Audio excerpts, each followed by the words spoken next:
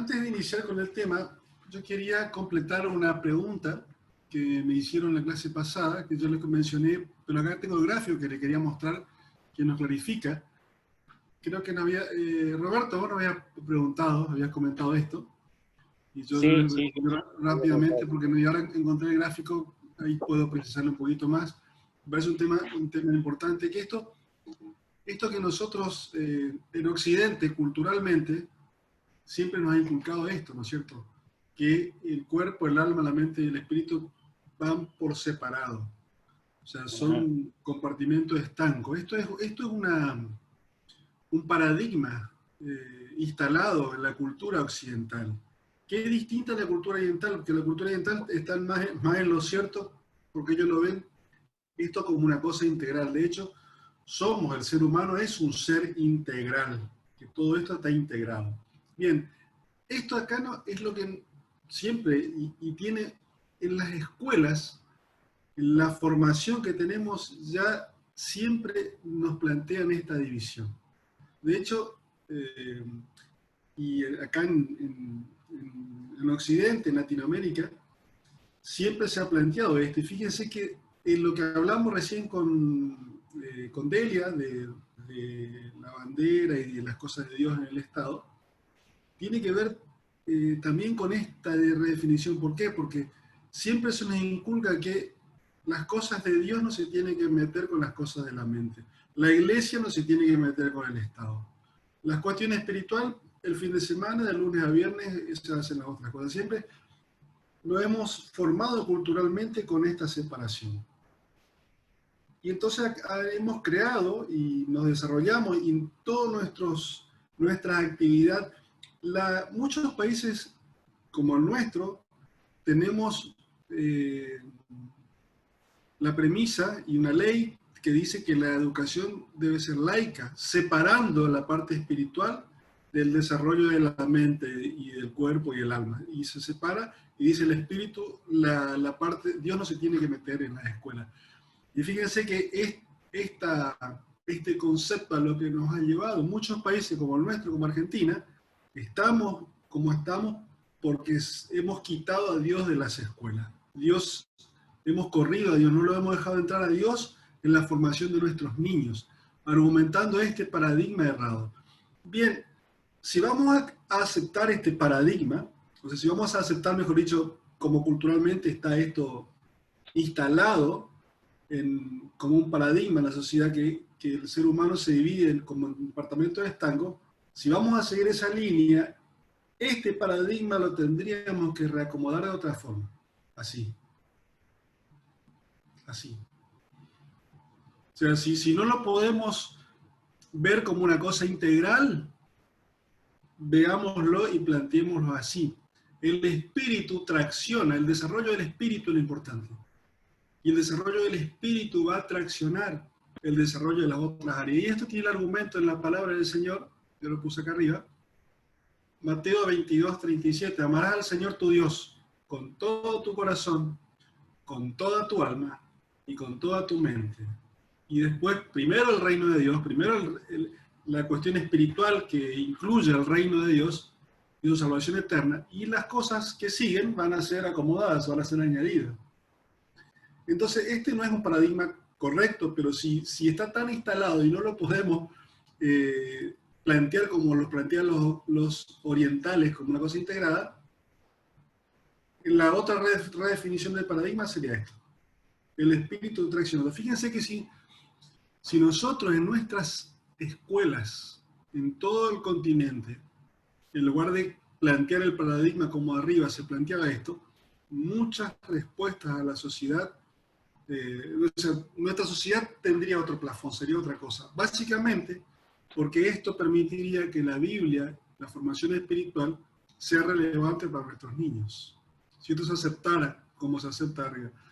Y la consecuencia es muy, muy concreta. Ustedes saben, acá somos muchos de Argentina también que estamos acá, los tremendos problemas que tenemos en Argentina desde yo creo que tenemos razón, lo que nosotros en Argentina estamos viviendo una crisis muy profunda nuevamente, de todo aspecto, económico, moral, todo. Y hace mucho tiempo que vivimos con este problema, recurrente. Volvemos siempre, cada tanto lo mismo. Y muchos de ustedes que son de otros países se ven de sorprender. ¿Por qué Argentina le pasa lo que le pasa con todas las posibilidades que tiene? O sea, nosotros somos un país inexplicable, al igual que Japón. En muchas universidades, esto lo cuento tristemente, en muchas universidades del mundo se estudia como modelo de desarrollo. Hay 3 modelos, te dicen, de desarrollo. Parece chiste, pero no es chiste. Hay 3 modelos de desarrollo. Argentina, el resto de los países y Japón. Son casos atípicos. Japón no teniendo casi poco y nada, fíjense el desarrollo que tiene. Argentina con todo lo que tiene, fíjense cómo está. Y después lo normal, que son todo el resto. Tristemente, esto es un mote que tenemos los argentinos por esto que nos ha pasado. Y yo estoy convencido que esto que nos pasa es por esto, es por esta redefinición del paradigma equivocado con el cual vivimos. Y siempre yo comparto a veces cuando me doy oportunidad de compartir que cuando hablamos de la cuestión de nuestro país, y el problema que tiene Argentina no es un problema económico, tampoco es un problema político, tampoco es un problema educativo, y ni siquiera cultural, es un problema espiritual.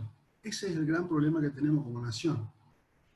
Ese es nuestro gran problema. Y de ahí, partiendo de ahí, viene todo el resto. Por eso, el planteo de este paradigma, donde el desarrollo del espíritu sea una cosa importante para nuestros niños, y si se pudiera las escuelas abrir paso a la Biblia, como muchos países en el mundo, básicamente los anglosajones, el siglo pasado han permitido esto, y ahí viene la consecuencia de que la Biblia se mete hasta en la Constitución, como muchos países que ustedes conocen. O esto que contaba la hermana de República Dominicana, la fundación del país, los primeros próceres tuvieron esto en cuenta, ¿no? Bueno, y esto después se traduce.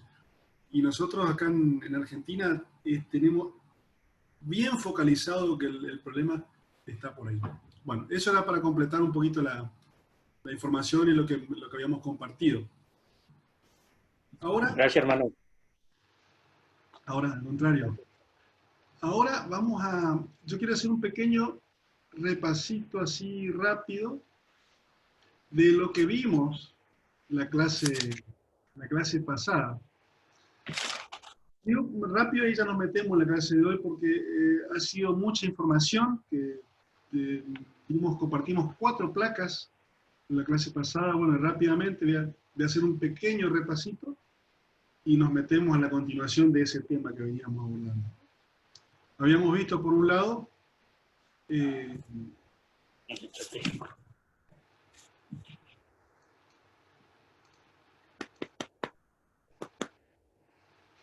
Por Dios, mamá, hoy entre las 4 de la tarde. Bueno, esto es lo que básicamente habíamos visto.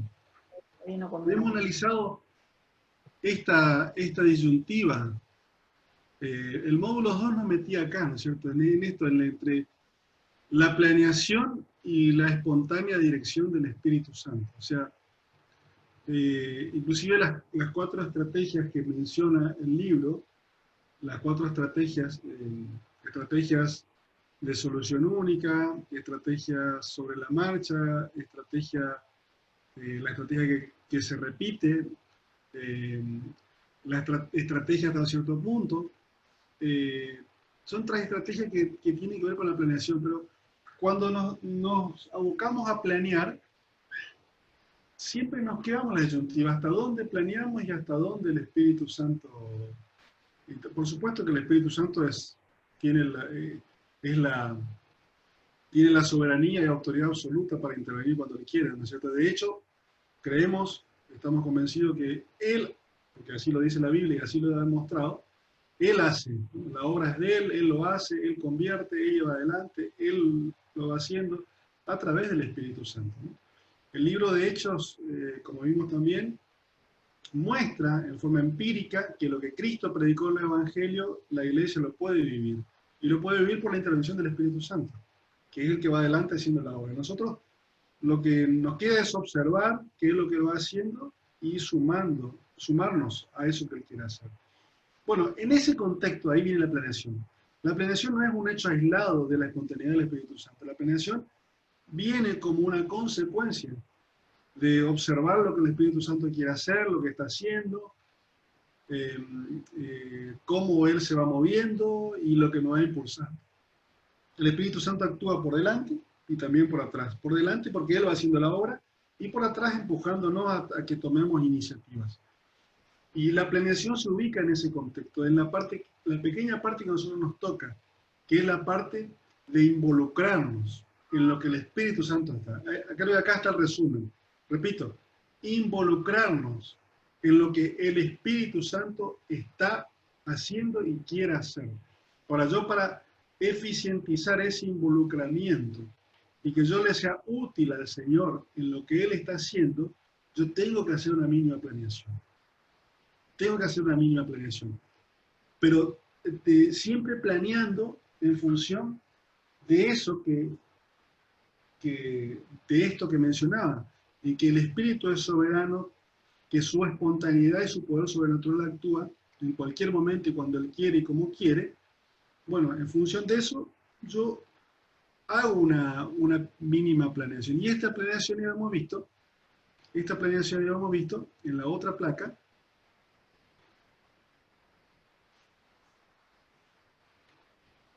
que se da en este contexto, ¿no? En primero informarme en la intimidad con el Señor, relacionarme, orando, leyendo, hacer oración todo el tiempo. Habíamos citado Salmo 1:1, en las cosas de Dios en la mente todo el tiempo, o sea, un vínculo estrecho con el Señor, tratando de mantenerme lleno del Espíritu Santo. Hemos visto qué cosas me hacen bajar la llenura del Espíritu. Esa es la parte clave, ¿no? Informarme. Si voy a planear, antes de planear esto es clave, informarme, que el Espíritu Santo sea el que me dicte el plan, que Él sea el que me inspire, que Él sea el que me mueva a cómo voy a planificar. Y esa información yo lo voy a obtener ahí de la intimidad con el Señor, ¿no? Eso hemos visto. Bueno, una vez que estoy informado y Él me inspira a planear algo, bueno, ahora observo qué es lo que Él está haciendo. ¿Qué está haciendo en América Latina? ¿Qué está haciendo en mi pueblo, en mi barrio, en mi iglesia, en mi ciudad? ¿Qué está haciendo? ¿Qué quiere hacer entre los musulmanes? Eso es la parte de la observación, que también, por supuesto, que ahí interviene el Espíritu Santo, en esto de la observación, para observar qué es lo que Él quiere hacer, ¿no? Entonces, me informo en la intimidad con el Señor, a través de mi relación personal con Él, y bueno, ahora observo lo que Él está haciendo. Y cuando observo voy atando cabos. Pero ato cabos no porque, digamos, yo sea inteligente, no en absoluto, no. Ato cabos porque el Espíritu Santo es el que me va inspirando y me va mostrando y se va revelando a mi vida lo que Él quiere hacer, lo que Él está haciendo. Entonces, y eso yo logro procesar en función de observar con la mente en las cosas de Dios de lo que Él quiere hacer. Y bueno, ahí me doy cuenta de que hay una oportunidad, de que tengo una oportunidad, de que Dios espera esto de mí, y en esto que lo que Dios espera, por supuesto que espera que haga un buen trabajo. Y en esto de hacer un buen trabajo viene ahí lo que hablamos todo lo de la eficiencia.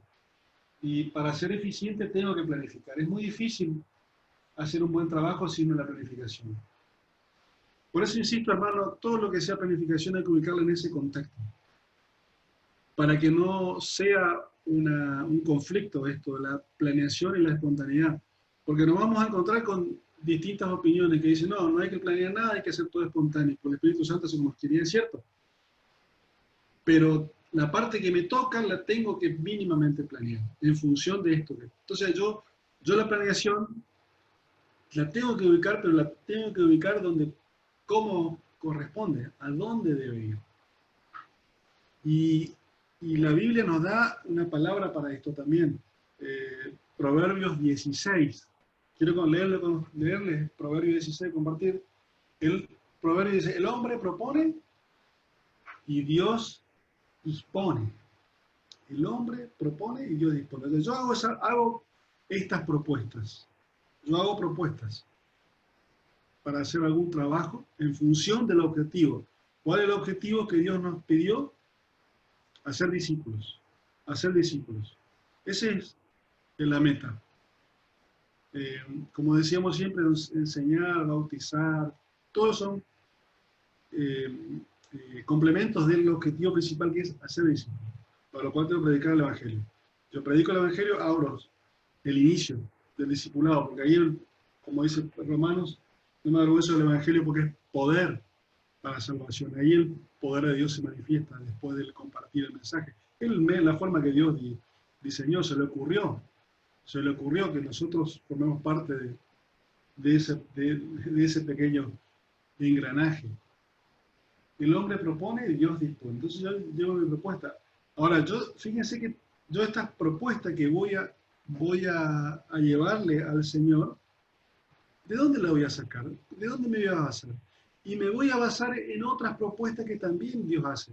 La Biblia está llena de propuestas. Mateo 28 es una orden con una propuesta. Vayan, hagan. La oportunidad que nos da Latinoamérica es una propuesta del Señor. Es algo que Él quiere. Israel tenía una propuesta. Vaya que tenía una propuesta Israel. Después, si está a la altura o no está a la altura es otra cuestión, pero la propuesta estuvo. Latinoamérica tiene una propuesta de parte del Señor. Tiene una propuesta. O sea, yo las propuestas que voy a armar para que Dios disponga, las voy a tomar de las mismas propuestas que Dios me hace primero. Dios me propone algo y ahora yo tengo que proponer algo al Señor en función de esa propuesta que Él me hizo inicialmente. Y después obviamente Él dispone. Pero mi propuesta, mi plan siempre debe estar en función de sus propuestas iniciales. A cada uno le parece correcto su proceder, el Señor juzga los motivos. Acá, claro, ¿con qué motivo yo hago? ¿Con qué motivo me involucro? ¿Con qué motivo hago la obra del Señor? Es lo que siempre decimos, nadie tiene que ser levantado, nadie tiene que ser levantado. El Señor tiene que ser el único levantado y su iglesia, su novia, nadie más. El único motivo que me puede llevar a ejecutar un plan debe ser el motivo genuino de glorificar a Dios, no puede haber otro motivo. Aunque muchas veces se nos mete otro motivo muy sutil, hasta a veces muy justificado si se quiere, pero yo tengo que tratar de que Dios me quite todo eso y que me quede solamente el único motivo, que es glorificar a Dios. Y glorifico a Dios obedeciendo a Dios. Y como obedezco a Dios, el objetivo, ya que hago este planteo. Por eso el Señor juzga los motivos. Ponen en manos del Señor todas tus obras y tus proyectos se cumplirán. Proyectos que tengan que ver con estas propuestas, que a su vez son propuestas inspiradas y dictadas por el Espíritu Santo, ¿no es cierto? Toda obra del Señor tiene un propósito. Todo lo que el recorrido que hace el plan de Dios lo hace por algo. El Señor aborrece a los arrogantes. Una cosa es segura, no quedarán impunes. La Torre de Babel, lo que siempre decimos, la Torre de Babel, ministerios, hasta que con el argumento se levantan y ahí, no, eso Dios no le agrada. Con amor y verdad perdona el pecado, con temor al Señor evita el mal. Cuando el Señor aprueba la conducta de un hombre, hasta con los amigos reconcilia. Más vale tener poco con justicia que ganar mucho con justicia. El corazón del hombre, acá, el corazón del hombre traza su rumbo, pero el Señor dirige sus pasos. El corazón del hombre traza el plan. El corazón traza el plan, pero Dios es el que dirige. Dios es el que dirige sus pasos. Amén. Es un poquito lo que veníamos hablando, ¿se acuerdan? La relación de esto. Bueno, y ahí vimos un pequeño ejemplo de cómo armar un plan estratégico para lo que voy a hacer. Habíamos visto 6 pasos de un plan estratégico, cómo hago lo que voy a hacer. Y antes de meterme en el tema siguiente, acá yo tengo un complemento a esto que referido al marco de estas propuestas, al marco de este plan. Y quiero relacionar con lo que veníamos estudiando en el libro 1. El libro 1, fíjense que gran parte del libro se apoya en Génesis 12 y Mateo 28, por supuesto, ¿no? Obedece, será de bendición, te bendeciré. Aparte de ahí, ¿no es cierto? Sobre todo, el enfoque que vemos en Latinoamérica como un canal de bendición, la iglesia latina, en función de la oportunidad que tenemos de ser un canal de bendición, y bueno, Dios va a bendecir. Ahora bien, en función de eso, yo una vez que tengo ahora acá, yo tengo que ahora que esforzarme. Yo no tengo que quedarme sentado y ser valiente, como Dios le dijo a Josué. El mandato a Josué, con el Josué 1, 7 al 8, me encanta ese versículo. Esfuérzate, siempre obviamente, siempre con el principio de la aplicación de la gracia en todo lo que hago, ¿no? O sea, yo adelante, soy merecido, por todo lo que ustedes conocen de la gracia. No voy o sea, ustedes ya lo conocen. Simplemente ese principio. Bueno, ahora, con esa concepción, yo me tengo que esforzar.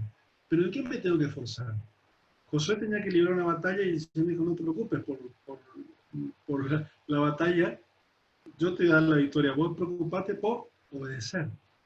Esfuérzate y sé valiente en obedecer, le dice José. Vos tenés que obedecer nomás, José. Pero para obedecer lo que Dios nos manda, requiere un esfuerzo. Requiere un esfuerzo, requiere una actitud proactiva, requiere avanzar. Cuando Jesús le dice a su discípulo, Mateo 28 y Hechos 1:8, vayan, id, avancen, avancen. Esto implica, en otras cosas le decía, bueno, planifiquen, hagan, evalúen, corrijan. Planifiquen, hagan, evalúen, corrijan, no vayan a la deriva. Naturalmente, nosotros si vamos a abordar una tarea misionera, primero por lo menos miramos dónde vamos a hacer, cómo lo vamos a hacer, qué estrategia, el tema que nos convoca, vamos a aplicar. Pero debo saber que lo debo aplicar. Yo acá lo que estoy simplificando nada más es lo que se conoce como la rueda de gestión. Planificar, evaluar, planificar, hacer, evaluar, corregir. Y quiero puntualizar esto acá en evaluar y corregir. Evaluar, corregir, evaluar, corregir. Si yo hago algo y no funciona, cambio y hago otra cosa que funcione. O sea, me refiero a cuando estoy haciendo alguna tarea evangelística. Todo nos ha pasado. Alguna tarea evangelística, alguna tarea misionera. Esto pasa a menudo en el campo misionero. Yo desarrollo algo y no funciona, ¿qué hago? Cambio, corrijo y hago otra cosa, o sea, planifico otra cosa. Esto forma parte de ir, esforzarse y ser valiente, o sea, avanzar, tomar la iniciativa. Esforzarse y ser valiente implica salir de la comodidad. Salir de la comodidad, por ejemplo, de que no me pese no predicar a nadie, que pase un mes y yo no comparto el evangelio con nadie. ¿Y por qué no nos pesa eso? ¿Por qué la conciencia no nos, porque estoy cómodo? Estoy bien en mi iglesia, arropado, tengo palabras frescas los domingos, estamos todos los hermanos, oramos. Es una posición cómoda, ¿no les parece?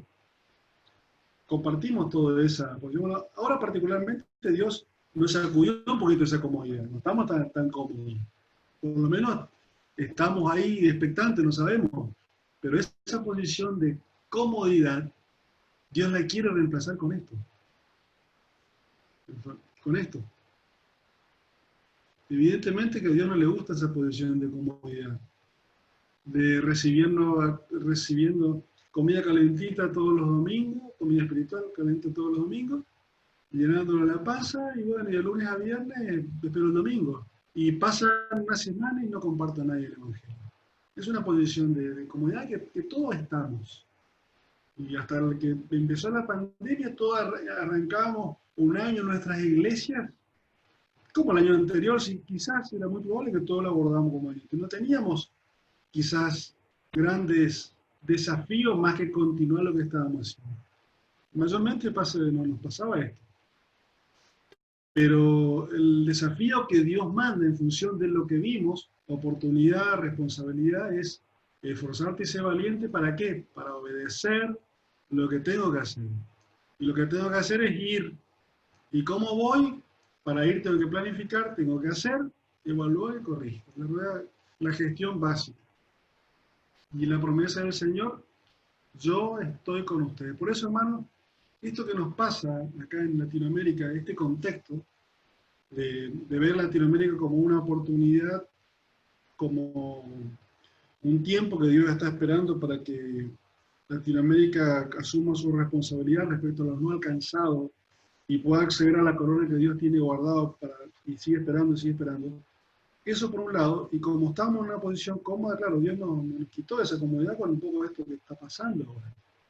Y Dios nos vuelve a decir a Latinoamérica, bueno, esfuérzate, esfuérzate y sé valiente para cumplir para hacer lo que tenés que hacer. Mateo 28, Hechos 1:8. Esfuérzate, sé valiente. Esfuérzate y sé valiente implica no comodidad, pero no comodidad enfocada en obedecer a Dios más que cualquier otra cosa. No en lo que tengo que hacer si consigo obedecer a Dios. El resultado no depende de mí, el Señor no va a dar la victoria. Lo que Dios me pide es que lo haga, que me esfuerce y lo haga. Muchas veces en la iglesia cristiana las obras lo tenemos, minimizamos el tema de obras. Decimos, no, obras no, es todo por fe. Claro que es por fe. Claro, las obras no tienen sentido si yo las quiero reemplazar por la fe, como pasaba en la iglesia tradicional. Ahí sí las obras no tienen sentido. Cuando yo quiero reemplazar, no. Pero una vez que ya tengo la fe ya aceptada, ya sé cómo es la cuestión con la fe, ahora detrás tiene que ir las obras. Porque como dice Santiago, te mostraré mi fe, ¿cómo? Por mis obras. Obras que tengan sentido, obras que tengan que ver con el objeto para el cual Dios nos llamó. Como dice Pablo en Filipenses, una cosa hago, prosigo blanco, una cosa, para alcanzar el premio a mi supremo llamamiento. Este es un poco el contexto, hermanos, que quería compartirles respecto a la planificación. ¿Cómo compatibilizar la espontaneidad, la planificación y la planificación? El Espíritu Santo nos guía. Él puede cambiar esta planificación, claro que puede cambiar. Su espontaneidad en cualquier momento dentro o fuera de lo planificado. O sea, la planificación que hago para evangelizar, para abordar el tema misionero, en lo último de la tierra, para enviar o para armar la logística, fíjese, siempre hablamos que el gran desafío pendiente en la iglesia latina es cómo organizar una logística para poder articular los esfuerzos de las iglesias hacia el envío de misioneros. Ese es todo un desafío que tiene la iglesia por delante. Y para esa logística debo planear. Ahora, en todo eso que estoy haciendo, el Espíritu Santo tiene la potestad para en cualquier momento intervenir de manera sobrenatural, dentro o fuera de lo planificado. Dentro o fuera de lo planificado. Ya interviene, por fe aceptamos que no lo planificado.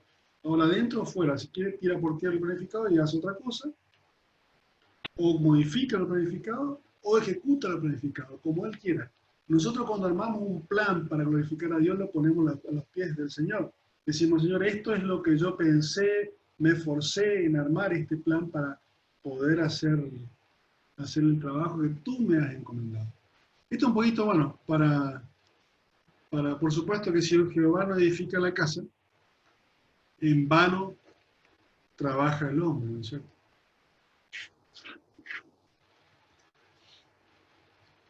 Ahora voy entonces este un poquito es el resumen de lo que estuvimos viendo en la clase anterior. Vamos a ir ahora a lo que es la clase número 4. Una pregunta, ¿la ¿Sí? grabación se borra de la clase pasada? Porque yo traté de acceder a ella y no pude descargarla. Sé que está en el canal de YouTube que José publicó, creo que anteayer. Ahí vos la pudiste ver por el canal de YouTube. En el canal de YouTube está más directo, más fácil que a través de la clave del Zoom. Ah, perfecto, gracias. Está como en el canal de YouTube están acá. En el canal de YouTube están las 8 clases del módulo 1 y están las 3 clases del módulo 2 de Misión Mundial. O sea, hay 11 clases. ¿Cómo que se llama el canal exactamente? ¿Sí? Se llama el canal exactamente de YouTube. ¿Cómo? ¿No me oye? Que ¿cómo es que se llama exactamente el canal de YouTube? ¿El Ay, no canal me de oye. YouTube? Sí. Sí. A ver. Acá estamos.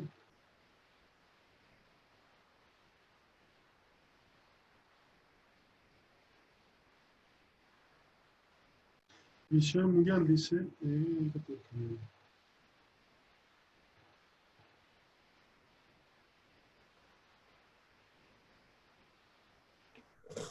El nombre del canal está en el chat del grupo. Exacto, sí, sí.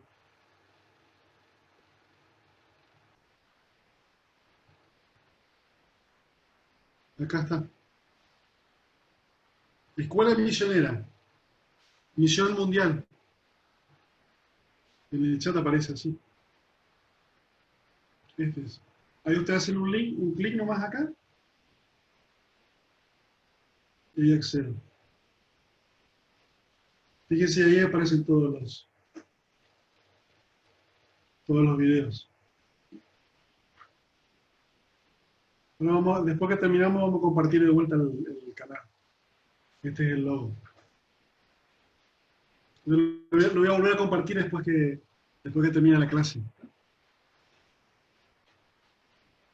Bueno. Me voy entonces a la... Acá.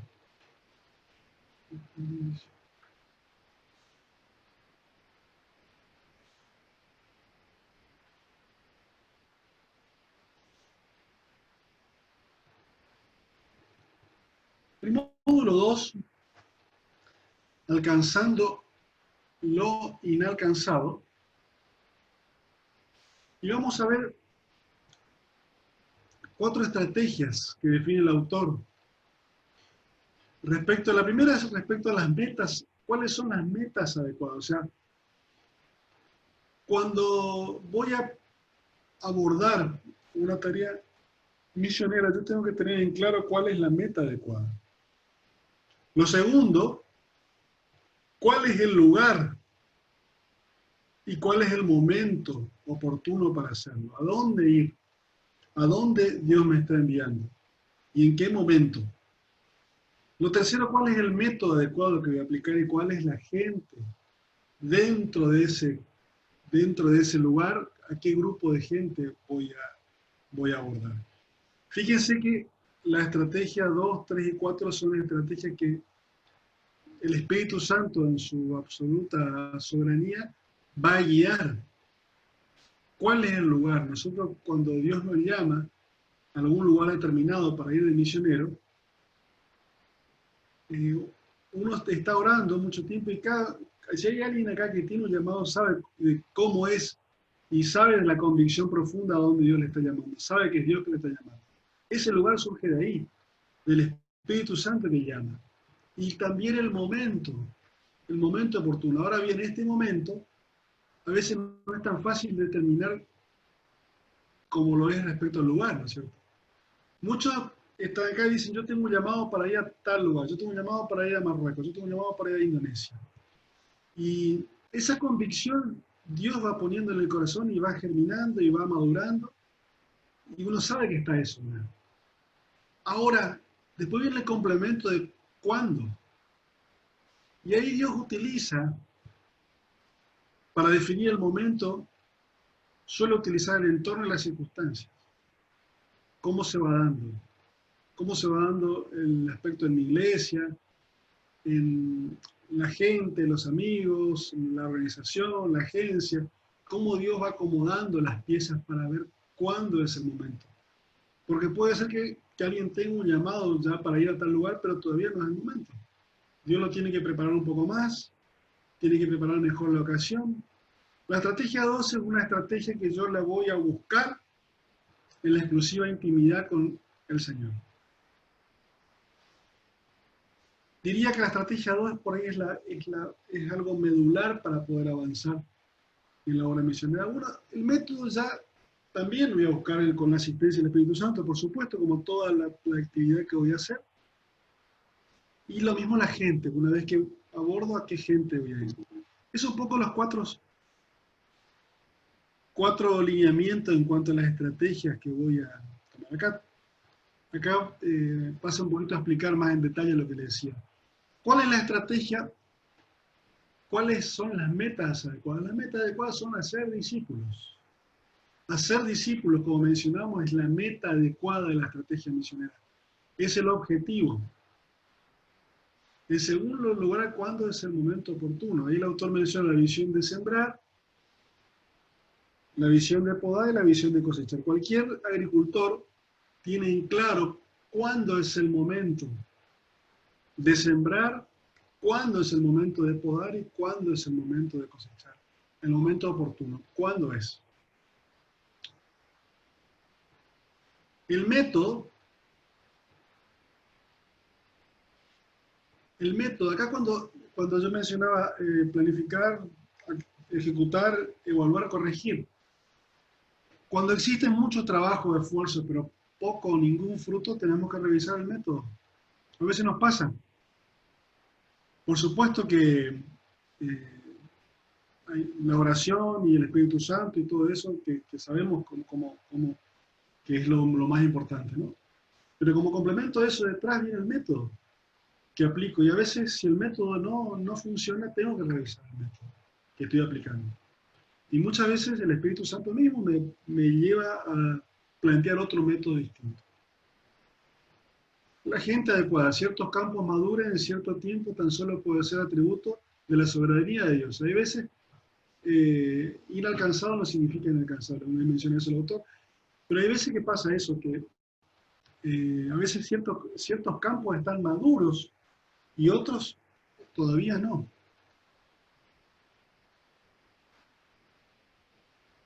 Luego nos metemos ahí la estrategia de solución única. Es la estrategia que vimos en la clase del módulo 1.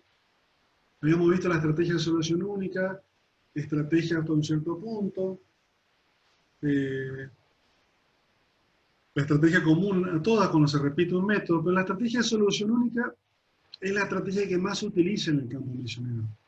Porque cuando uno plantea un proceso evangelístico en un campo misionero, lo hace a través de la necesidad que la gente tiene, la forma que yo me relaciono, la forma que me vinculo, la forma que inicio es a través de la relación con las personas. Por eso, solución única. Cada persona y cada grupo tiene una forma particular e individual de desarrollar una estrategia evangelística.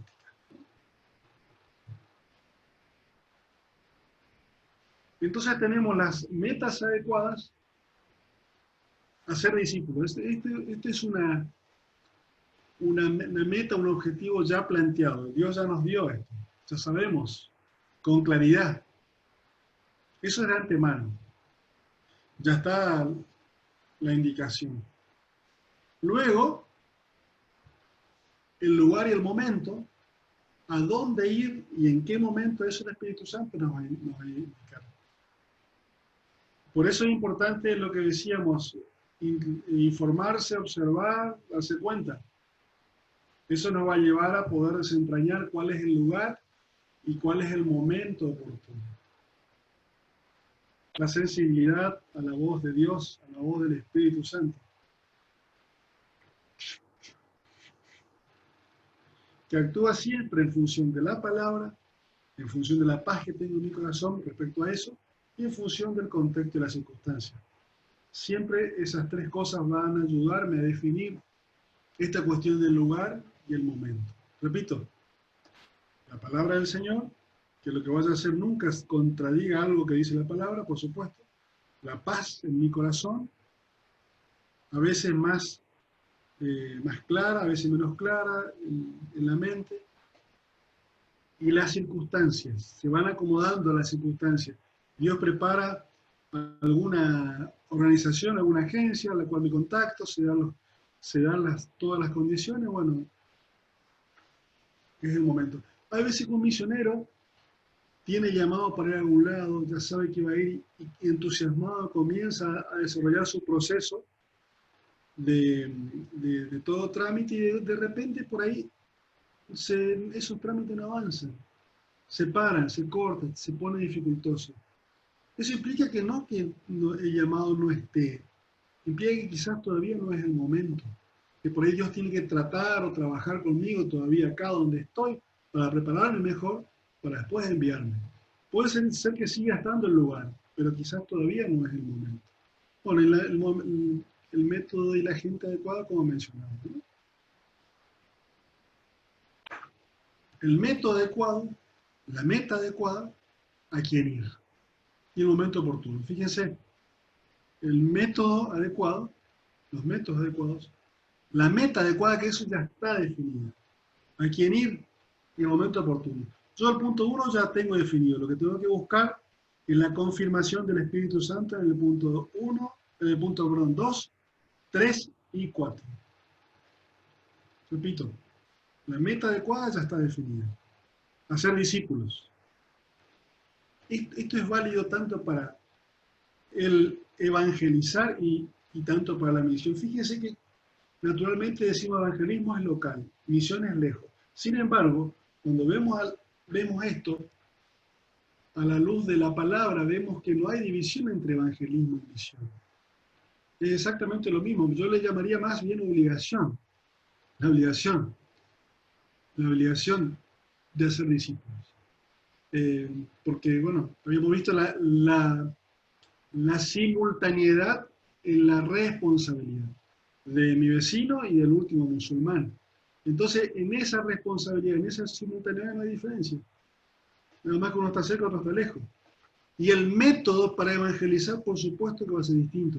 Mi vecino, yo el método que voy a utilizar va a ser un método distinto que el último musulmán. Sencillamente que el último musulmán, el método que voy a utilizar es enviar junto con otros hermanos, otra iglesia, a un sustituto por todos nosotros, que vaya él y hable. Que es distinto al método que voy a usar con mi vecino.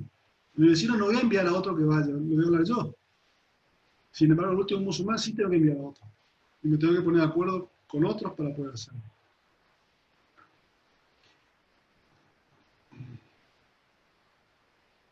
¿Sobre qué base buscamos esa guía para definir esas 3 de las 4 cosas? 3 porque uno ya está definido, ¿no? Hacer discípulos, pero las otras 3 que se precisa definir, el Espíritu Santo me tiene que indicar sobre cuál es la base que voy a definir y en función de eso voy a planificar. Bueno, el poder del Espíritu Santo y la función, el rol de ser testigos. El rol de ser testigos y el poder del Espíritu Santo respaldándome esa función, ¿no? De Hechos 1:8. ¿A quién ir? ¿A quién ir? La pregunta. Bueno, naturalmente que fíjense que cuando hablamos de que el Espíritu Santo nos guía, ¿quién ir? ¿A dónde tengo que ir? Habíamos dicho que el Espíritu Santo se mueve por su palabra, poniendo en mi corazón, hablándome, poniendo en mi mente, y las circunstancias, la realidad. La realidad se cae por sí misma. El Espíritu Santo nos pone la realidad enfrente. ¿Y la realidad cuál es? En función de la misión. Que acá hay 2.000 millones de personas aproximadamente que nunca han escuchado hablar de Jesucristo. Hay ciudades que no tienen ninguna iglesia en esos lugares. Entonces, naturalmente, cuando digo, bueno, tengo que ir, naturalmente que el lugar a dónde ir, naturalmente que seguramente pasará por acá. Pasará por alguna. Esto no implica que no pueda tampoco ir a otro lugar, pero mayormente hoy la mayor demanda la necesidad de la predicación del Evangelio está acá, en la ventana 1040. Ustedes saben, se llama ventana 1040, 10 grados arriba del Ecuador y 40 grados arriba del paralelo del Ecuador. Eso arman una ventana de 30 grados, del 10 al 40. El 0 está acá, 10 está acá y 40 acá. Entonces, toda esa ventana del mapa es la zona menos evangelizada del mundo. Los esfuerzos misioneros, mayormente, los esfuerzos de la iglesia cristiana, son muy pocos los que van a ir. Sencillamente, ¿por qué no van a ir? Porque cuesta organizarse, cuesta ponernos de acuerdo, sencillamente porque cuesta dinero. Entonces, cuanto más dinero cuesta, más logística requiere, porque requiere mayor organización, ¿no es cierto? Momento oportuno. El momento de Latinoamérica, la oportunidad. Ese oportuno viene de oportunidad. El momento oportuno, como siempre decimos, el momento de Latinoamérica. Los métodos adecuados, nuevas estrategias. Fíjese que yo estoy tratando de atar estos 4 puntos que me marcan esto que estamos estudiando, una relación. Primero me voy para atrás un poquito,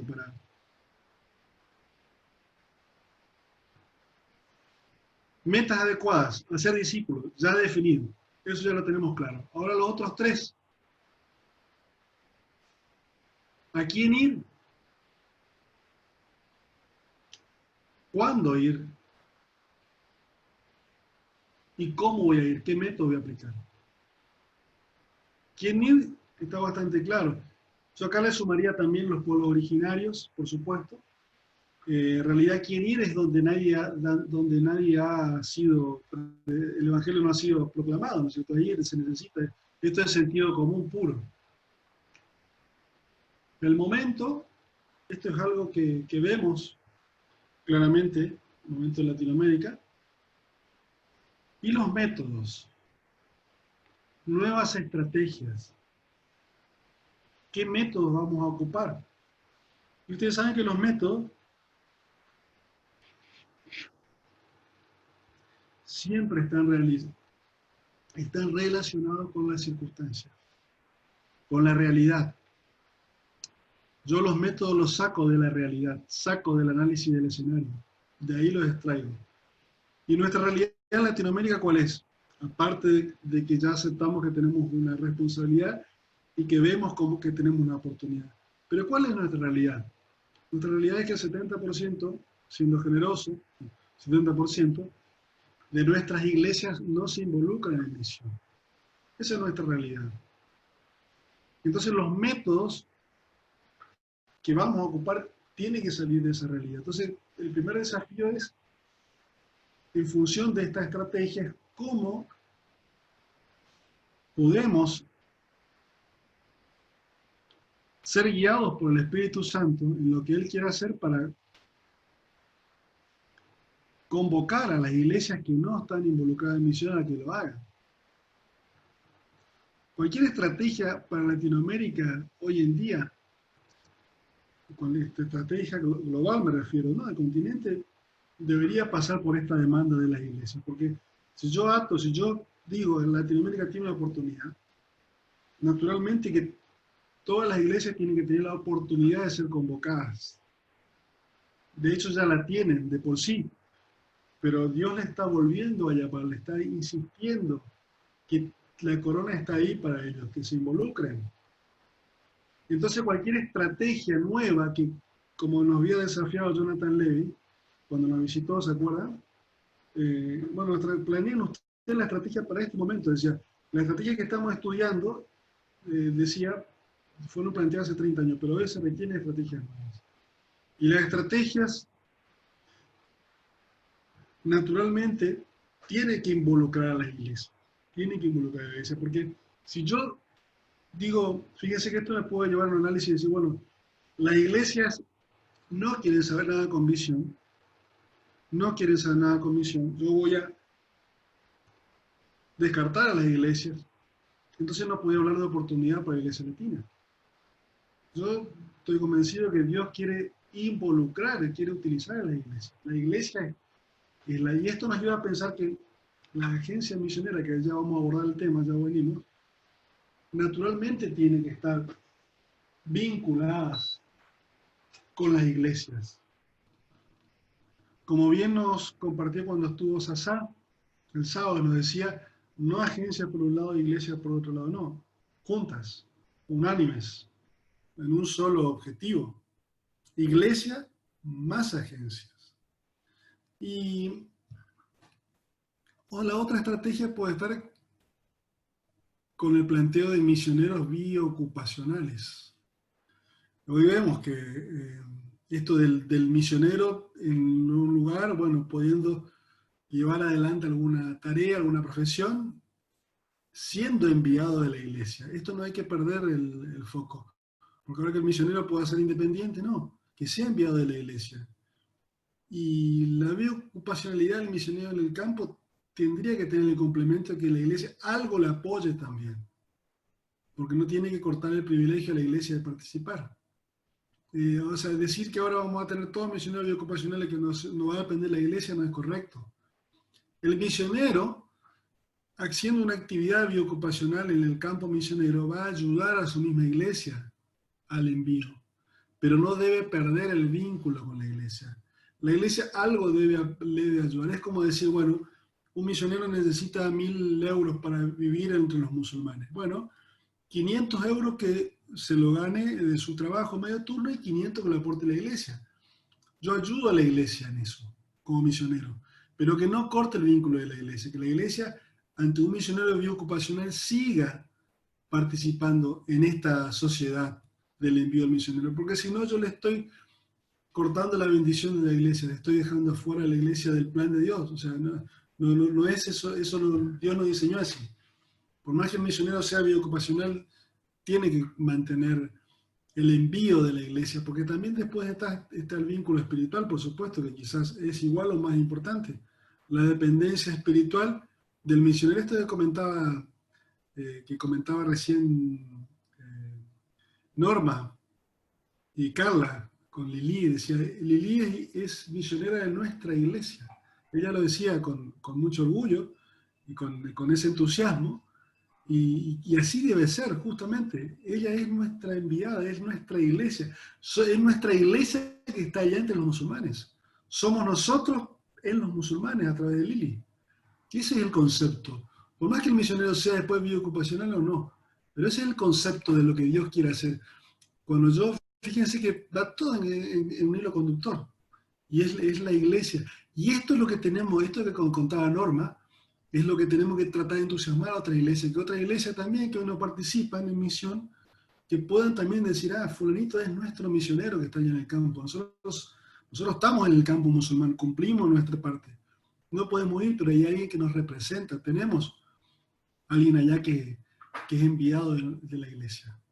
Entonces, eso es fundamental. Por eso es preciso la vinculación de la agencia y la iglesia como un solo equipo. Las estrategias digitales. Las estrategias digitales como complemento. No tampoco una isla aparte. No, para nada. La estrategia digital siempre planteada como el complemento del sentido de la iglesia en el pueblo musulmán. El sentido es cómo mi iglesia, como contaba Norma, la iglesia en México, ella está ya, es la iglesia que está en el campo musulmán. Bueno, después se va a valer de algún método digital como complemento, pero nada, por eso es importante como complemento.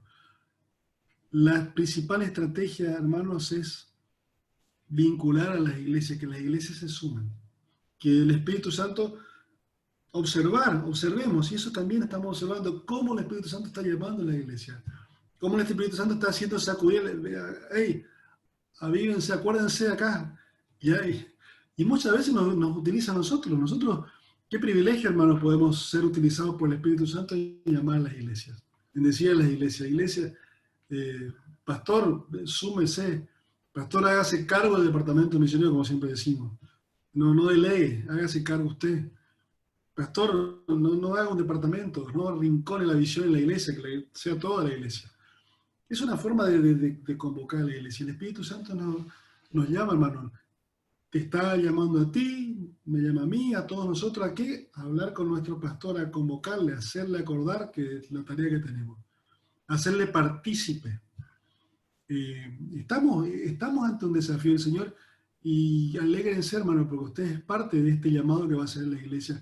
No solamente el foco obviamente, el sentido, ¿no? El envío de misioneros, pero hay una tarea ahí con la iglesia local, con su iglesia, con la iglesia que usted está yendo y hoy quizás está yendo y el pastor pareciera que está en otra cosa. No, acompañemos a nuestro pastor, acompañémosle, asistámosle, ayudémosle en lo que podamos, acompañémosle.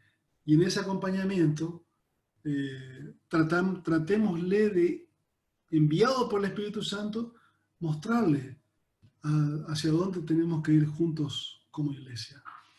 Por ahí pasa, me parece, la principal estrategia para abordar. Fíjense, cuando uno tiene una oportunidad, lo siguiente, ¿cuál es? Abordar una estrategia para abordar esa oportunidad.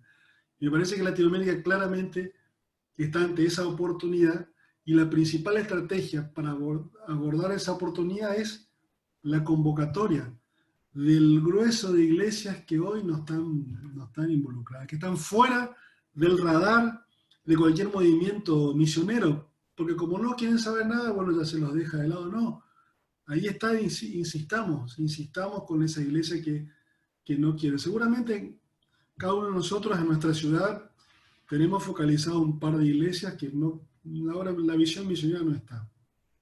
Bueno, oremos ahí, fíjense, desarrollemos una estrategia, así como estamos por armar un plan para evangelizar, una estrategia para poder compartir con los pastores la visión misionera, compartir la visión misionera. Acá tenemos, hay material que usted puede compartir con esos pastores que miren, se están formando, creo que para eso. Miren, hermano, no se preocupe si Dios no estaba haciendo el curso y dice, bueno, yo estoy haciendo el curso, pero Dios no me está por mandar a ningún lado.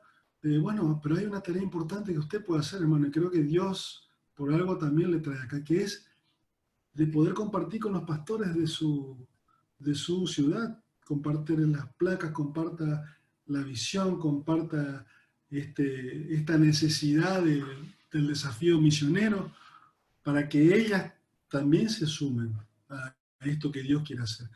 Hablen de la oportunidad, que tiene como iglesia, que tiene Latinoamérica. Háblenle de todo eso, hablen del tema misionero. Si hay bueno, y ahí esto un poco forma parte lo mismo que veníamos hablando, ¿no? ¿Qué gente, a dónde voy? Pero me quiero quedar acá.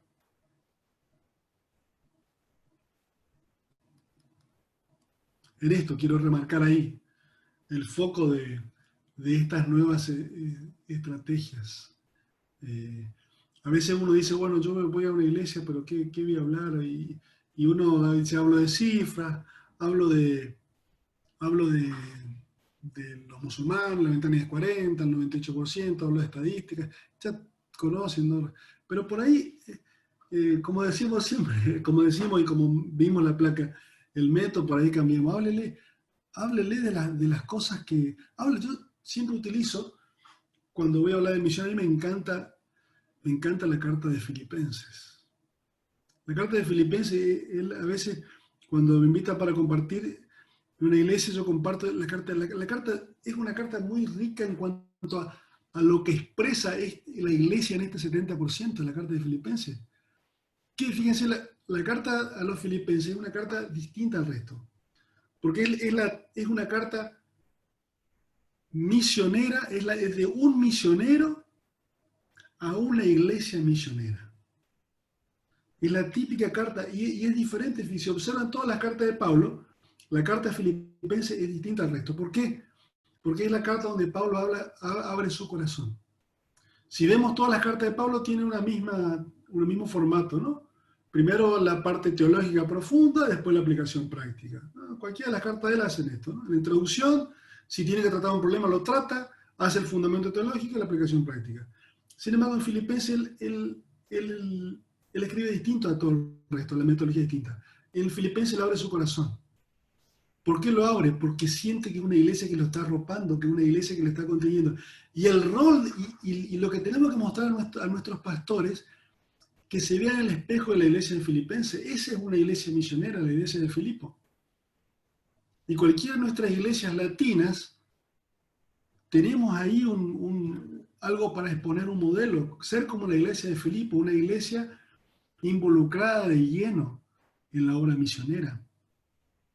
Ahí tenemos para compartir, hermano, con nuestros conciervos, con nuestros pastores, la carta de Filipenses. Y fíjese que Pablo mismo lo dice, eso. Yo no es que busque frutos, no es que no busco dádivas, lo dice en la carta, no es que estoy buscando ofrenda.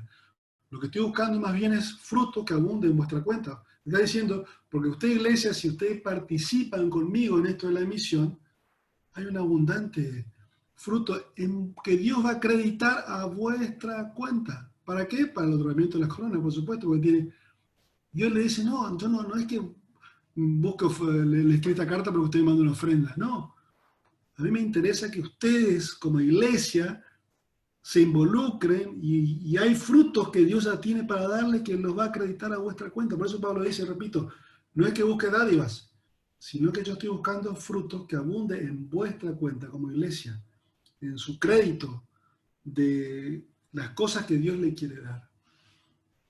Y una iglesia, una iglesia cristiana, debería verse en ese reflejo de la iglesia de Filipo, cómo le arropa, cómo le contiene a Pablo, y cómo uno puede ver que es una iglesia que le contiene a Pablo y le acompaña.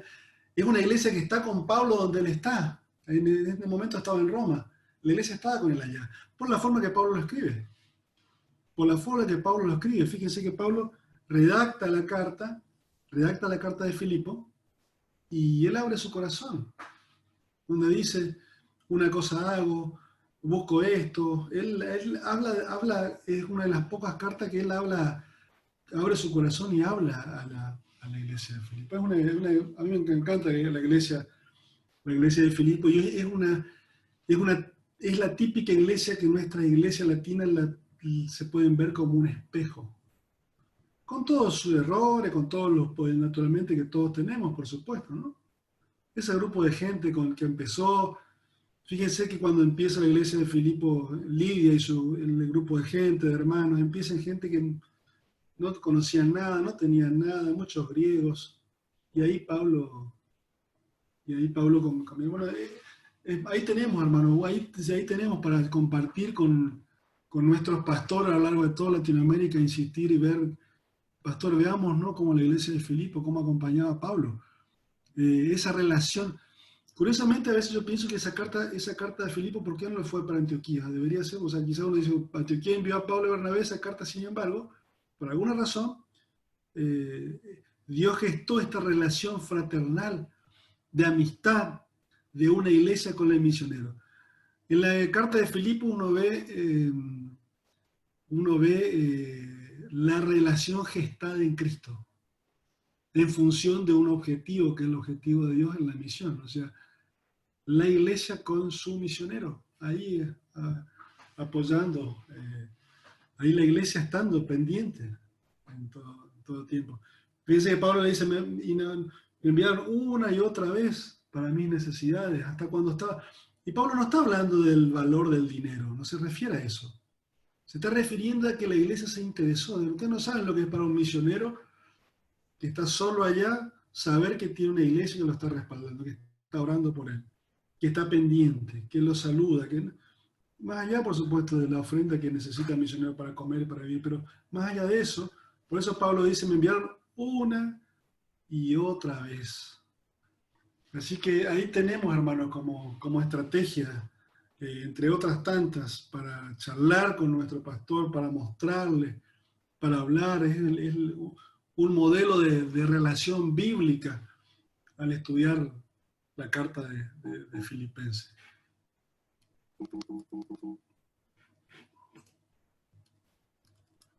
Bueno, muy bien, hermanos. con esto tenemos, a ver qué...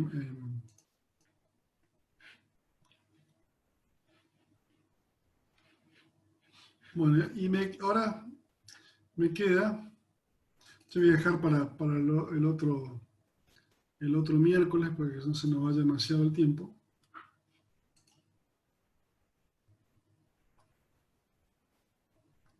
Hacia nuevas estrategias.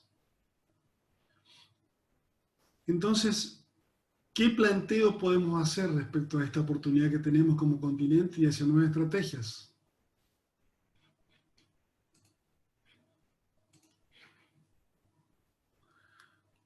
La primera estrategia es una estrategia de fortalecimiento de la visión misionera de las iglesias latinoamericanas. Esto es lo que venimos hablando. ¿Cómo hacer para que la relación cantidad de iglesia latina, cantidad de misioneros enviados a los no alcanzados se modifique sustancialmente? Esto que dice siempre el pastor Olaf, no enviar misioneros a cuentagotas, sino a chorros. ¿Cómo hacerlo, cierto? Bueno, después la otra estrategia de los misioneros biocopacional y los medios virtuales como complemento. Y acá una acción concreta que venimos charlando. Impulsar agencias misioneras de proximidad. ¿Cómo asistir